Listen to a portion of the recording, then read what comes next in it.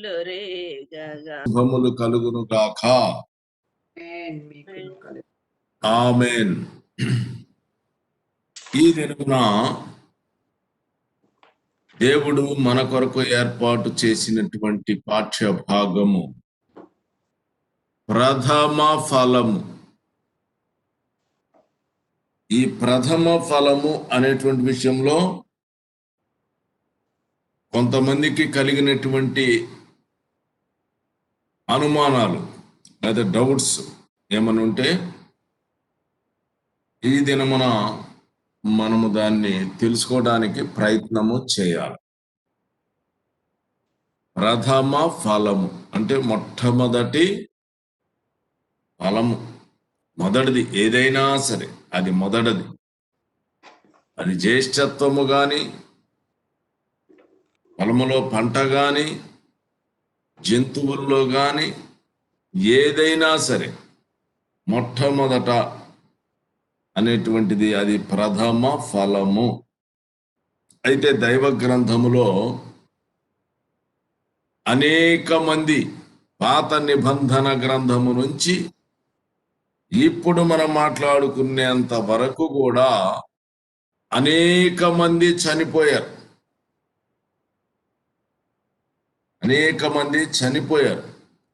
కానీ బ్రతికింపబడినటువంటి సందర్భాలు కొన్ని ఉన్నాయి. మరి ఈ చనిపోయినటువంటి వారు లేకపోతే నిదురించినటువంటి వారు వీళ్ళల్లో ప్రథమ ఫలము క్రీస్తు అని చెప్పబడుతుంది.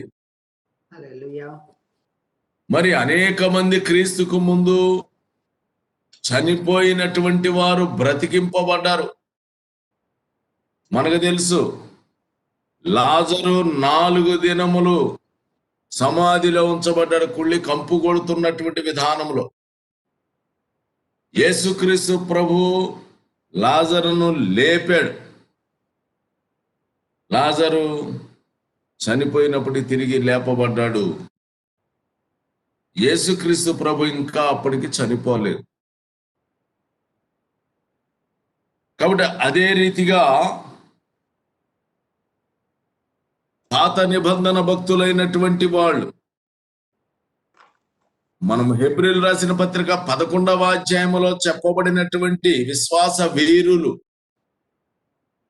వీరంతా కూడా యేసుక్రీస్తు ప్రభు చనిపోక మునిపే వారు బ్రతికారు. ఇంకా యేసుక్రీస్తు ప్రభు సశరీరుడుగా ఉన్నప్పుడు అనేక మందిని ఆయన బ్రతికించాడు. మరి లేఖనమును గురించి ఇప్పుడు జాగ్రత్తగా పరిశీలన చేయాల్సినటువంటి వాళ్ళు ఉన్నాం. మొదటి కొరింథీయులకు రాసిన పత్రిక 15వ అధ్యాయము 23వ వచనాన్ని ఒకసారి చదువుకుందాం. ప్రతివాడును తన వరసలోనే బ్రతికింపబడును. ప్రతివాడును అంటే ఎవరైతే యేసుక్రీస్తు ప్రభువు నామమునందు విశ్వాసం ఉంచినటువంటి వాళ్ళుగా ఉన్నారో వాళ్ళు, తర్వాత మిగతా వాళ్ళు లేవరని మిగతా వాళ్ళు కూడా లెగుస్తారు. కానీ ఇక్కడ మన ప్రభు అయిన యేసుక్రీస్తు నందు విశ్వాసం ఉంచినటువంటి మనము 20వ వచనం చూడమ్మా. ఇప్పుడైతే నిద్రించిన వారిలో ప్రథమ ఫలముగా క్రీస్తు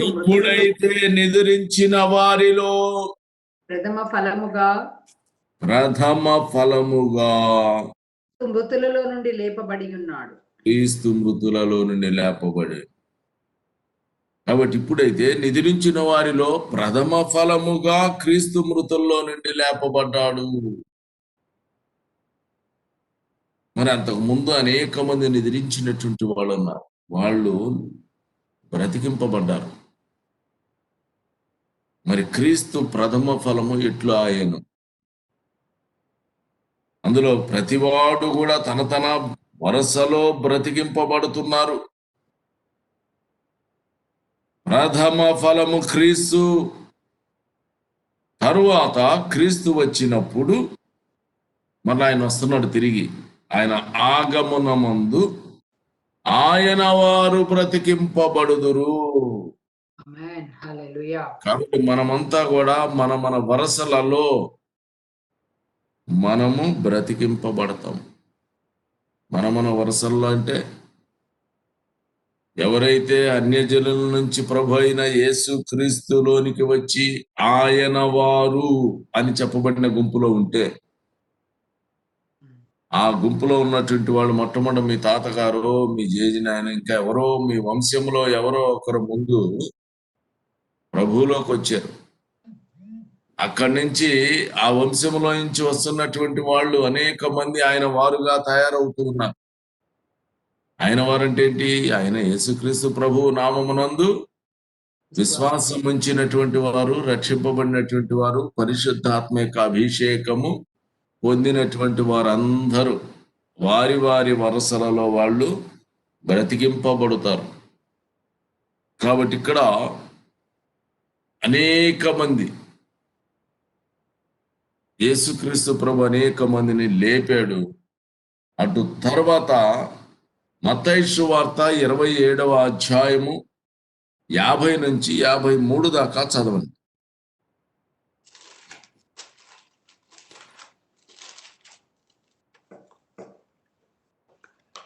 హల్లెలూయా. యేసు మరలా బిగ్గరగా కేక వేసి ప్రాణము విడిచెను. యేసు మరలా బిగ్గరగా కేక వేసి ప్రాణము విడిచెను. విడిచాడు. అప్పుడు దేవాలయపు తెర పైనుండి క్రింది వరకు రెండుగా చినిగెను. భూమి వణికెను, బండలు బద్దలాయెను, సమాధులు తెరవబడెను. సమాధులు తెరవబడెను. నిద్రించిన అనేక మంది పరిశుద్ధుల శరీరములు నిదురించిన అనేక మంది పరిశుద్ధుల లేచెను. శరీరములు లేచెను. వారు సమాధుల నుండి బయటకు వచ్చి వారు సమాధులలో నుండి బయటకు వచ్చి ఆయన లేచిన తర్వాత పరిశుద్ధ పట్టణములో ఆయన లేచిన తరువాత పరిశుద్ధ పట్టణములో ప్రవేశించి అనేకులకు అగ్గుపడిరి. ప్రవేశించి అనేకులకు అగపడ్డారు. దేవునికి మహిమ కలుగును గాక. అప్పుడు యేసుక్రీస్తు ప్రభు అప్పుడే ప్రాణము విడిచాడు. ఈయన ప్రాణము విడిచిన తరువాత మరి ఎక్కడికి పోవాలి? ఆయన మళ్ళా తిరిగి లెగవాలి కదా. ప్రాణం ఎప్పుడైతే విడిచాడో మొదట పేతురు రాసిన పత్రిక 3వ అధ్యాయము 18 నుంచి 20 దాకా చదవండి.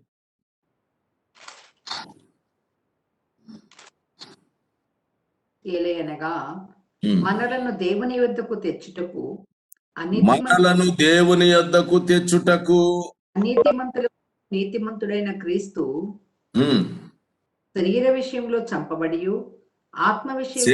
శరీర విషయములో చంపబడి ఆత్మ విషయంలో బ్రతికింపబడి ఆత్మ విషయములో బ్రతికింపబడి పాపముల విషయములో ఒక్కసారే శ్రమపడెను. పాపముల విషయములో ఒక్కసారే శ్రమపడెను. దేవుని దీర్ఘశాంతం ఇంకా కనిపెట్టి జాగ్రత్తగా గమనించాలి. చాలా మందికి ఇక్కడ కూడా సందేహాలు ఉన్నాయి. దేవుని దీర్ఘశాంతము ఇంకా కనిపెట్టుచుండినప్పుడు పూర్వము నోవహు దినములలో దేవుని దీర్ఘశాంతము ఇంకా కనిపెట్టబడుచుండినప్పుడు పూర్వము నోవాహు దినములలో వాడ సిద్ధపరచుచుండగా అవిధేయులైన వారి యొద్దకు ఆ సమయంలో అవిధేయులుగా ఉన్నటువంటి వాళ్ళు నా అవిధేయులైన వారి యొద్దకు అనగా ఆత్మల యొద్దకును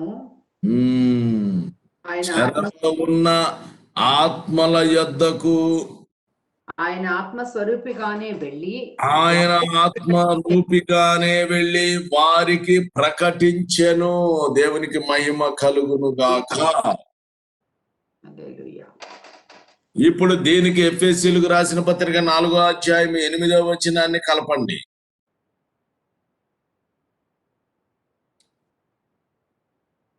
ఎఫెసీయులకు రాసిన పత్రిక 4వ అధ్యాయం. ఆయన ఆత్మరూపిగానే వెళ్ళి ఎక్కడికి వెళ్ళాడు? చెరలో ఉన్న ఆత్మల యొద్దకు. మొట్టమొదటిన అందుచేత ఆయన ఆరోహణమైనప్పుడు క్రీస్తు శరీర విషయములో చంపబడి ఆత్మ విషయములో బ్రతికింపబడి ఎక్కడికి వెళ్ళాడు? చెర దగ్గరికి వెళ్ళాడు. ఆ చెరలో ఎవరున్నారు? అయితే నోవాహు దినములలో వాడ సిద్ధపరచుచుండగా విధేయులైనటువంటి వాళ్ళు ఇప్పుడు ఎక్కడున్నారు? చెరలో ఉన్నారు. ఉన్నారు. కాబట్టి ఇప్పుడు ఆయన ప్రాణము విడిచెను, అనగా శరీర విషయములో చనిపోయాను, ఆత్మ విషయములో జీవించాడు. బ్రతికి ఉన్నాడు, బ్రతికింపబడ్డాడు. ఇప్పుడు బ్రతికింపబడిన ఆయన ఈ చెరలో ఉన్నటువంటి వాళ్ళ దగ్గరికి దిగిపోయాడు. వెళ్ళి ప్రకటించాడు. అక్కడికి పోయి ఆయన ప్రకటించెను, ఆత్మరూపిగానే వారికి ప్రకటించెను. ఇక్కడ ఉన్నటువంటి అన్ని స్పిరిట్స్ దగ్గరికి వెళ్ళాడు ఈయన. అక్కడ చెరలో ఉన్న వారి ఆత్మల యొద్దకు. ఇక్కడ చాలా మంది ఏంటంటే ఆ దినాల్లో వాళ్ళ అవిధేయులు ఉన్నప్పుడు వాళ్ళ దగ్గరికి వెళ్ళాడు ఈయన. అక్కడికి పోయి సువార్త ప్రకటించాడు, వాళ్ళు వినలేదు అనేటువంటి.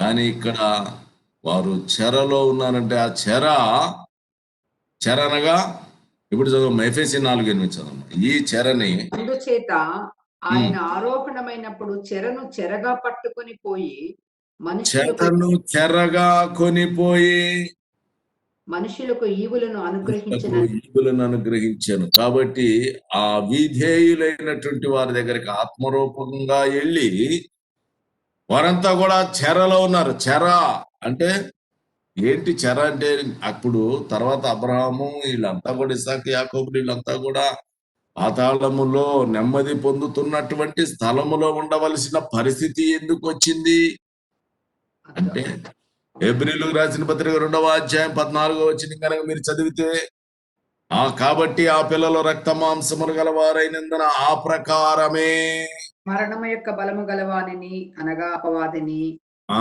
మరణము యొక్క బలము గలవానిని అనగా అపవాదిని. ఎప్పుడైతే ఆదాము పాపము చేశాడో పాపము వలన మరణం వచ్చింది. ఆ మరణం ఎవరి మాట వినటం వల్ల వచ్చింది? అపవాది మాట వినటం వల్ల వచ్చింది. కాబట్టి అపవాది మాట వినుట వలన పాపము ద్వారా మరణం వచ్చింది. ఈ మరణానికి అప్పుడు అధిపతి అయినటువంటి వాడు వారిని చెరలో పెట్టాడు, సాతానుడు. కాబట్టి ఇప్పుడు నీతిమంతుడు లేడు, అక్కడ కూడా లేడు.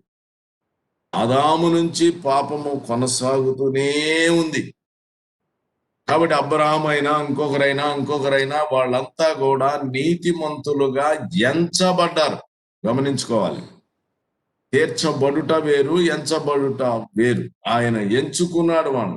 అలా గనక ఎంచుకోకుండా నీతిమంతులు అని గనక చెప్పినట్టయితే బైబిల్ ఏం చెప్తుంది? నీతిమంతుడు లేడు, ఒక్కడు లేడని చెప్పినప్పుడు ఎవడైనా నేను నీతిమంతుడిని గనక చెప్పితే దేవుడిని అబద్ధికునిగా చేసేటువంటి వాడవుదుడు.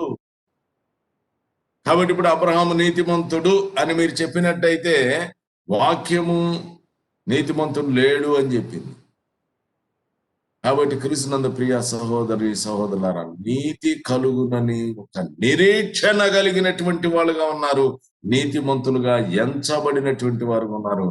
వారి కాలము సంపూర్ణమైనప్పుడు అప్పుడు వారు నీతిమంతులుగా తీర్చబడ్డారు. ఇక వాళ్ళు క్రియలు చేయడానికి లేదు, బాడీ లేదు, ఈ ఫిజికల్ బాడీ అనేటువంటిది వాళ్ళకి లేదు. కాబట్టి ఇప్పుడేమయ్యారు? తీర్చబడ్డారు. ఇక మరలా వాళ్ళు చేసి పాపం చేసే అవకాశమే లేదు. కాబట్టి నీతిమంతులుగా ఎంచబడిన వారు వాళ్ళ జీవిత కాలం అంతా నీతిమంతులుగా ఎంచబడుతూ వచ్చారు. వాళ్ళ జీవితం కంప్లీట్ అయిన తర్వాత దేవుడు వారిని నీతిమంతులుగా తీర్చాడు. కాబట్టి ఇప్పుడు అబ్రహాము నీతిమంతుడా కదా? నీతిమంతుడే. ఇక ఎంచబడిన క్వశ్చన్ ఇంకా అరైజ్ కాదు. నీ జీవితంలో నీవు కూడా నీతిమంతుడుగా తీర్చబడేను. నీతిమంతుడుగా నీకు ఒక ముద్ర వేసాడు, ఎంచుకున్నాడు. ఈ ఎంచబడినటువంటి నీవు నీతి కలుగునను నిరీక్షణతో ముందుకు కొనసాగేటువంటి వాడు ఉన్నావు. అప్పుడు నీవు నీతిమంతుడుగా తీర్చబడుతున్నావు. నీ లైఫ్ ఎండ్ అయిపోయిన తర్వాత ఇక నువ్వు నీతిమంతునిగా తీర్చబడుతూ ఉన్నావు అనేటువంటి విషయాన్ని నువ్వు గ్రహించాలి. కాబట్టి ఇక్కడ ఉన్నటువంటి వాళ్ళు నోవాహు దినములు అవిధేయులుగా ఉన్నటువంటి వాళ్ళు ఇప్పుడు అంతా కూడా చెరలోకి వెళ్ళిపోయారు. వాళ్లే కాదు, నీతిమంతులుగా ఎంచబడినటువంటి వారంతా కూడా మరణించారు గనక మరణ బలము కలిగిన అపవాది దగ్గరికి ఆ వాని యొక్క ఆధీనము క్రింద ఉండవలసి వచ్చింది. గమనించండి. అందుకనే ఇక్కడ ఇంకొక విషయాన్ని కూడా మీరు గ్రహించాలి. కర్ణ పిశాచి దగ్గరికి సౌలు వెళ్ళినప్పుడు చాలా మందికి ఈ కాంట్రడిక్షన్స్ ఉన్నాయి. అందుకే చెప్తున్నా. కర్ణ పిశాచి దగ్గర పోయి ఏమని అడిగాడు?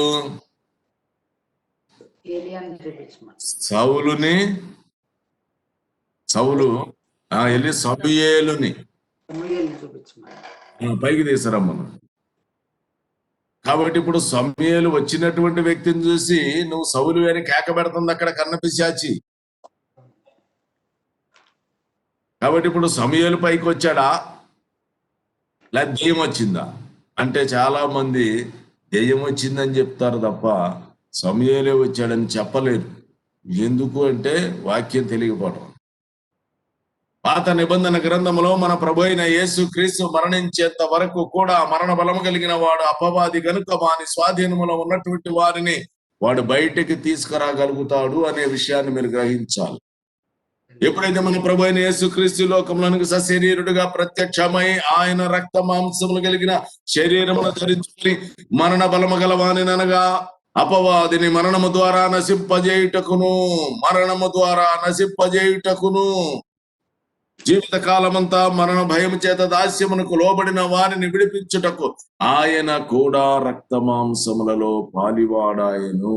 కాబట్టి కలువరి శిలువ మీద అధికారులైనటువంటి వాళ్ళు, ప్రధానులైనటువంటి వాళ్ళని పట్టి తెచ్చి బహాటముగా వేడుకకు కనబరిచెను. కాబట్టి మరణ బలం కలిగినటువంటి వాడి బలాన్ని నాశనము చేసి ప్రకటన గ్రంథం 1వ అధ్యాయము 18వ వచనములో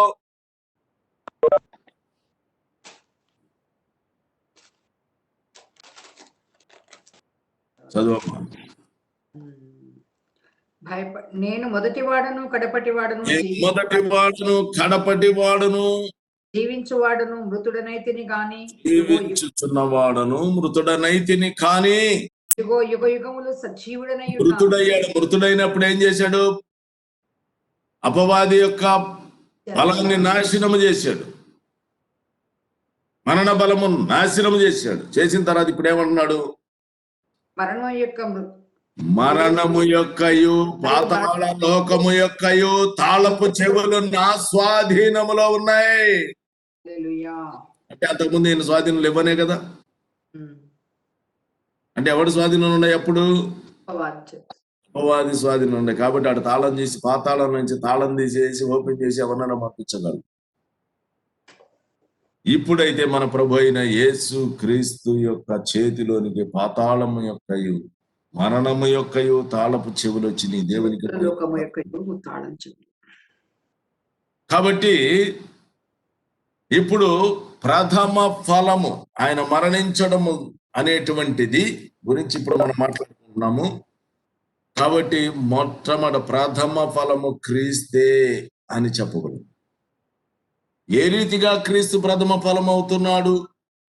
ఆయన కన్నా ముందు ఇందాక మత్తయి సువార్త 27వ అధ్యాయం 50 నుంచి 53 చదువుకున్నాం. అక్కడ పరిశుద్ధులు నిద్రించినటువంటి పరిశుద్ధులు అనేక మంది శరీరములో లేపబడి ప్రభువు లేచిన తర్వాత ఆయనతో కూడా పరిశుద్ధ స్థలంలో ప్రవేశించి అనేక మందికి వాళ్ళు కనబడ్డారు అని చెప్తుంది.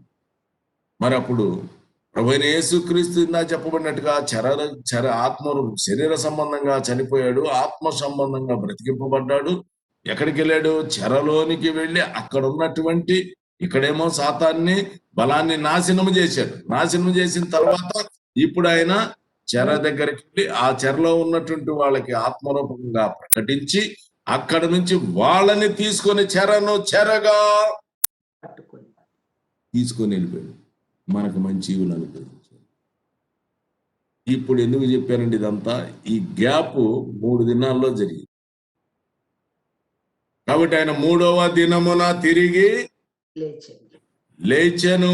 3వ దినమున తిరిగి లేచెను. కానీ ఆయన ప్రాణము విడిచినప్పుడు వీళ్ళు లేపబడ్డారు. కాబట్టి ఇప్పుడు వాళ్ళు ముందు లేచారా? ప్రభు అయిన యేసుక్రీస్తు ముందు లేచాడా? కొద్దిగా పట్టుకుంటది వాక్యమే ఇదంతా. ఎవరు ముందు లేచారు? యేసుక్రీస్తు ప్రభు ముందు యేసుప్రభు ముందు లేచాడంటండి. యేసుప్రభు ప్రాణం విడిచిన తర్వాత వాళ్ళు లేచారు. వాళ్ళు లేచారు. అవును. కాబట్టి యేసుప్రభు 3 దినాల తర్వాత లేచారు. యేసుప్రభు లేచాడు. ఈ 3 దినాల్లో కార్యక్రమం జరిగింది. కాబట్టి ఇప్పుడు లేచింది ఎవరు ముందు?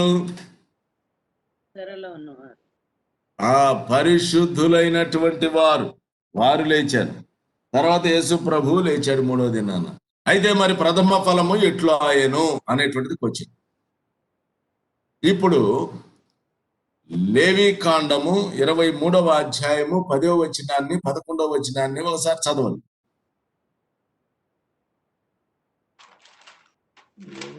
ప్రథమ ఫలముగా ఎప్పుడు రూపింపబడతారు, నిరూపించబడతారు అనేటువంటి విషయాన్ని చేస్తారు.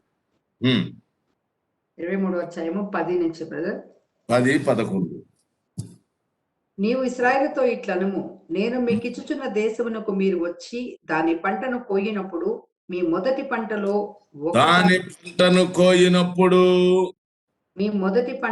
ఒక పనను యాజకుని యొద్దకు తేవలెను. మీ పంటలో ఒక పనని యాజకుని యొద్దకు తేవలెను. యెహోవా మిమ్మును అంగీకరించినట్లు, ఇక్కడ మొదటి పంటలో ఒక పన్నను ఎక్కడ తీసుకురావాలి? యాజకుని యొద్దకు తీసుకొని రావాలి. ఇప్పుడు యాజకుడు ఏం చేయాలి? యెహోవా మిమ్మును అంగీకరించినట్లు, యెహోవా మిమ్మును అంగీకరించున్నట్లు, ఇది నోట్ చేసుకోవాలి, అంగీకరించున్నట్లు అతడు యెహోవా సన్నిధిని ఆ పనను అల్లాడించవలెను. కాబట్టి మొదటి పంటలో ఒక పనను తీసుకోవాలి. ఆ పనను యాజకుడి దగ్గరకు తీసుకురావాలి. ఆ యాజకుడైనటువంటి వాడు యెహోవా సన్నిధిలోకి ఆ పనను తీసుకొని రావాలి. అప్పుడు తండ్రి అయినటువంటి దేవుడు దానిని అంగీకరించాలి. అలా అంగీకరింపబడితేనే అది ప్రథమ ఫలము. గమనించండి, మొదటి పంటలో పన అయి ఉండాలి. రెండవది, ఆ పనను యాజకుని దగ్గరికి తీసుకురావాలి. యాజకుడు దేవుని దగ్గరికి సన్నిధిలోకి తీసుకురావాలి. ఇప్పుడు అది దేవుని సన్నిధిలో అంగీకరింపబడాలి. అలా జరిగితేనే ప్రథమ ఫలం. తర్వాత ఇది ఎప్పుడు దేవుని సన్నిధిలో అంగీకరింపబడాలి? ఇప్పుడు నెక్స్ట్ యెహోవా సన్నిధిని ఆ పనను అల్లాడింపవలెను. విశ్రాంతి దినమునకు మరుదినమున యాజకుడు దానిని. ఈ పన ఎప్పుడు అర్పింపబడాలి? విశ్రాంతి దినమునకు మరుదినమున యాజకుడు దానిని అల్లాడింపవలెను. దేవునికి మహిమ కలుగునుగా. విశ్రాంతి దినమనగా ఏమిటి? శనివారము విశ్రాంతి దినము, ఆదివారము కాదు.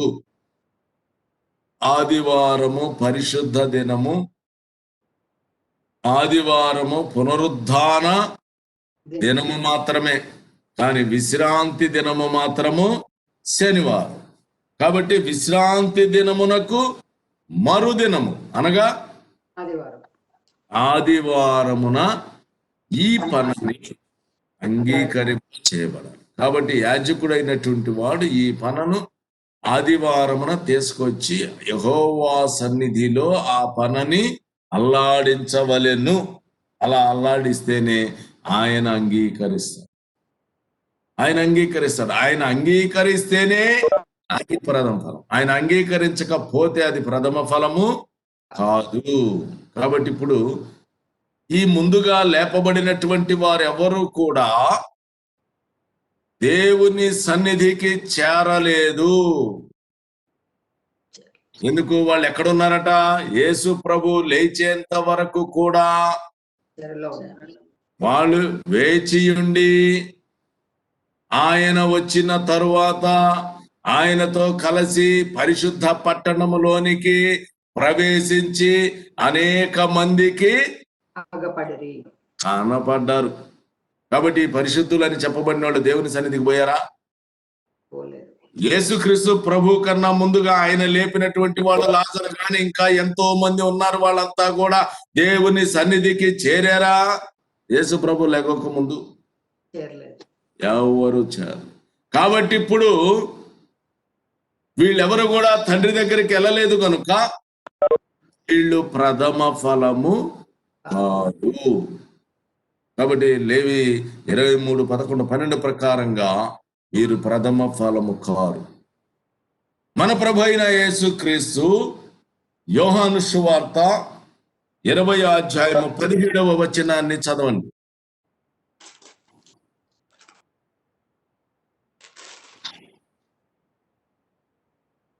యేసు ఆమెను చూచి, నేను ఇంకా తండ్రి యొద్దకు ఎక్కిపోలేదు కనుక నన్ను కండిషన్ అంటే తండ్రి దగ్గరికి వెళ్ళాలి, వెళ్తేనే ప్రథమ ఫలం. కాబట్టి ఇప్పుడు నన్ను ఏం ముట్టుకో, చెప్తున్నాడు ప్రభు? నేను ఇంకాను తండ్రి యొద్దకు ఎక్కిపోలేదు. నేను తండ్రి దగ్గరికి ఇంకా ఎక్కిపోలా. ఎక్కిపోనంత కాలం ఈయన కూడా ప్రథమ ఫలం కాదు. కాబట్టి ఇప్పుడు ఏం చేయాలి? నా తండ్రి దగ్గరకు పోవాలి. అందుకని నేను ఇంకాను తండ్రి యొద్దకు ఎక్కిపోలేదు. కాబట్టి నీవు నన్ను ముట్టుకోవద్దు. ముట్టుకోవడానికి ఇలా. ఎందుకంటే తండ్రి అయినటువంటి పరిశుద్ధమైనటువంటి విధానములో ఆయన తండ్రి దగ్గరకు పోయి కనిపించాలి. ఎందుకు? ఆయన పరిశుద్ధుడు. హల్లెలూయా. కాబట్టి తండ్రి అయిన దేవుడు పరిశుద్ధుడైనటువంటి వాడు కనుక ఇక్కడ మన ప్రభు అయిన యేసుక్రీస్తు కూడా తండ్రి దగ్గరికి ప్రథమ ఫలముగా పోయి కనబరుచుకోవాలి. ఆయన అంగీకరించాలి. ఆయన అంగీకరించాలి. ఇప్పుడు తండ్రి దగ్గరికి పోయాడు 20:17. ఇప్పుడు 19వ వచనం చూడండి. యోహాను సువార్త 20వ అధ్యాయము 19వ వచనం. ఆదివారము సాయంకాలమున శిష్యులు ఇప్పుడు ఆయన లేచింది ఎప్పుడు? ఆదివారం పూట, విశ్రాంతి దినమునకు మరుదినమున అది అల్లాడించాలి. కాబట్టి ఆదివారం పూట ఆయన తండ్రి సన్నిధికి పోవాలి. కాబట్టి ఆదివారం పూటే ఈయన నేను తండ్రి దగ్గరకు పోతున్నానని చెప్పాడు. చెప్పిన తర్వాత సాయంకాలమున గ్యాప్ వచ్చింది. ఈయన లేచింది పొద్దున్నే, తెల్లారుజామున ముందే. ఇప్పుడేమన్నాడు? ఆదివారము సాయంకాలమున. శిష్యులు యూదులకు భయపడి తాము కూడి ఉన్న ఇంటి తలుపులు కాదమ్మా, యోహాను సువార్త 20:19 మళ్ళా చదువు. ఆదివారము సాయంకాలమున. చాలు. ఇప్పుడు 21వ వచనం చదువు. అప్పుడు యేసు మీకు సమాధానము కలుగును గాక. అంటే పొద్దున్నే తండ్రి దగ్గరికి వెళ్ళిపోయి సాయంకాలానికి మళ్ళా తిరిగి వచ్చేసాడు. అప్పుడు ఏం చెప్తున్నాడు? మీకు సమాధానము కలుగును గాక. తండ్రి నన్ను పంపిన ప్రకారము తండ్రి నన్ను పంపిన ప్రకారముగా నేను మిమ్మల్ని దేవునికి మహిమ కలుగునుగాక. కాబట్టి ఇప్పుడు ఆయన తండ్రి దగ్గరికి ఎక్కిపోయాడు. అక్కడ ప్రథమ ఫలముగా ఆయన తండ్రి దగ్గరికి వెళ్ళాడు. అక్కడ అర్పించుకున్నాడు. అల్లాడించబడింది. అల్లాడించడం, అటు ఇటు అటు కదిలించడం. కాబట్టి ఆయన శరీరము చాళ్లుగా దున్నబడింది. ఆయన పడినటువంటి శ్రమల గురించి మీరు గ్రహించండి. కాబట్టి ఇప్పుడు ఆయన తండ్రి దగ్గరికి పోయాడు. పోయిన తర్వాత ఆయన అంగీకరింపబడ్డాడు. ఎందుకు అంగీకరింపబడ్డాడు? హెబ్రీయులు రాసిన పత్రిక 5వ అధ్యాయం 7వ వచనాన్ని చదవండి.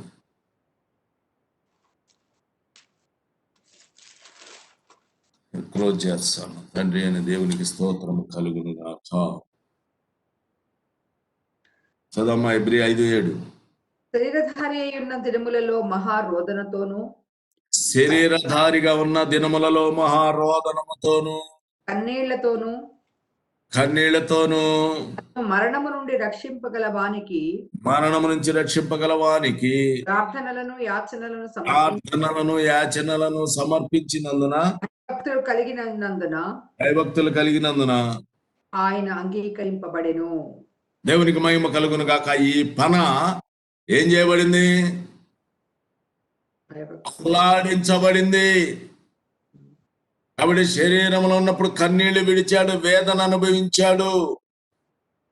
శ్రమలు అనుభవించాడు. ఇవన్నీ అనుభవించి ఆయన యందు భయభక్తులు కనబరిచినందువల్ల ఇప్పుడు ఆయన ఏమయ్యాడు? తండ్రి చేత అంగీకరించబడ్డాడు కనుక ఇప్పుడు ఆయన ప్రథమ ఫలము. దేవునికి మహిమ కలుగును గాక. ఇక్కడ ఈ పన మన ప్రభు అయిన యేసుక్రీస్తు. ఇప్పుడు ప్రథమ ఫలము ఆయనే. అయితే ఈ ప్రథమ ఫలము క్రీస్తు అయితే మరి క్రీస్తుని మరి ఆయన యెహోవా యొక్క సన్నిధికి తీసుకొని పోవాల్సిన వారెవరు? పరిశుద్ధాత్మ, యాజకుడు. భూమి మీద ఈ పనని యెహోవా సన్నిధికి తీసుకొని పోతున్నటువంటి వారు ఎవరంటే యాజకుడైనటువంటి వాడు ఈ పనని తీసుకొని యెహోవా సన్నిధికి తీసుకెళ్లి అక్కడ అల్లాడిచ్చేటువంటి వాడు ఉండాలి. అది కూడా విశ్రాంతి దినమునకు మరుదినము చేసేటువంటి వాడుగా ఉండాలి. కాబట్టి మన ప్రభు అయిన యేసు క్రీస్తు ఆ పన అయితే, ఆ ప్రథమ ఫలం అయితే, మరి ఆయన్ని తీసుకుపోయేటువంటి వాడు స్పిరిచువల్ గా కనుక చూస్తే హెబ్రీలకు రాసిన పత్రిక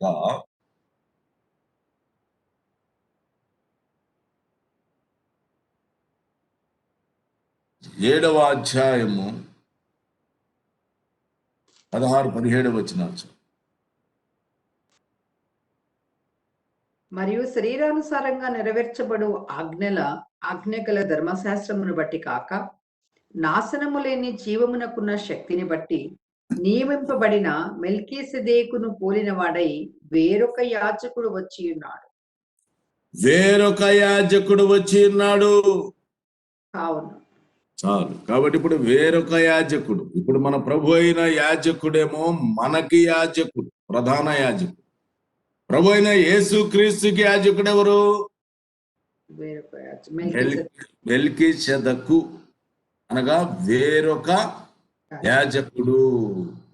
అందుకనే యోహాను సువార్త 14వ అధ్యాయము 16వ వచనాన్ని చదవదు క్లుప్తంగా, టైం అయిపోయింది. నేను తండ్రిని వేడుకొందును మీ యొద్ద ఎల్లప్పుడూ ఉండుటకై ఆయన వేరొక ఆదరణకర్తను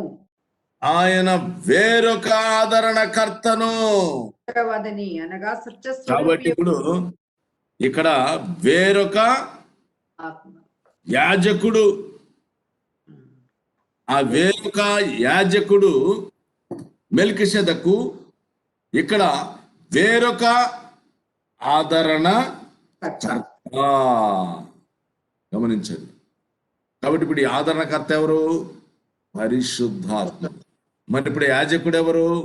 యేసుక్రీస్తు ప్రభువుకి యాజకుడుగా ఉన్న వేరొక యాజకుడు మెల్కీసెదెకు అయితే వేరొక ఆదరణకర్త పరిశుద్ధాత్ముడు. కాబట్టి ఈ పరిశుద్ధాత్మ హెబ్రీయులకు రాసిన పత్రిక 9వ అధ్యాయం 14వ వచనం చదవండి.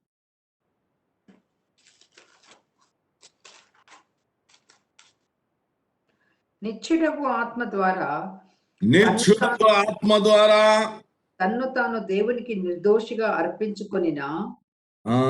కాబట్టి ఇప్పుడు తన్ను తాను దేవునికి నిర్దోషినిగా అర్పించుకొనినా, ఇందాక ఆయన అంగీకరింపబడటానికి రోదన, కన్నీరు, అనేక రకాలైన శ్రమలు, ఆయన ఎందుకు భయభక్తులు కలిగి ఉండటం వలన అర్పింపబడ్డాడు. ఈ అర్పించటానికి తీసుకొని పోయిన వారు ఎవరు? నిత్యుడగు ఆత్మ.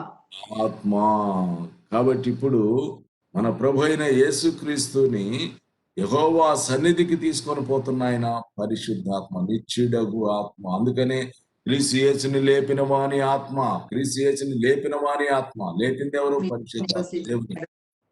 లేపిన వాని ఆత్మ మీలో నివసించినట్టయితే మీరు కూడా అని చెప్తున్నాడు. దేవునికి మహిమ కలుగును గాక. కాబట్టి యేసుక్రీస్తు ప్రభువుని దేవుని యొద్దకు తీసుకుపోయినటువంటి వాడు నిత్యుడగు ఆత్మ. ఆయన యాజకుడైనాడు, వేరొక యాజకుడైనాడు. ఆ యాజకుడు ఇప్పుడు యాజక ధర్మం జరిపించి మన ప్రభు అయిన యేసుక్రీస్తుని దేవుని యొద్దకు తీసుకొని పోయాడు.